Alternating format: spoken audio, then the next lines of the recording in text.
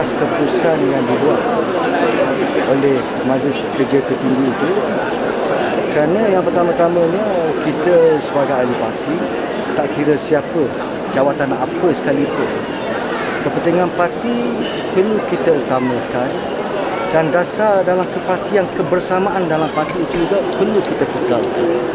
Kerana apa yang berlaku ini banyak perkara dah. Sebab itulah Majlis Kerja Tertinggi mengambil keputusan untuk memecat Tan Sri Muhyiddin Yassin dan juga Mukhlis Mahathir kerana terlampau terbuka dan bercanggah. Apa sahaja kenyataan, perjumpaan dan sebagainya seolah-olah begitu, kata orang, secara terbuka memperkotak-katikkan, mengatakan apa sahaja keburukan dan juga memperlekehkan pemimpin kita. Ini sepatutnya tidak berlaku dalam UMNO.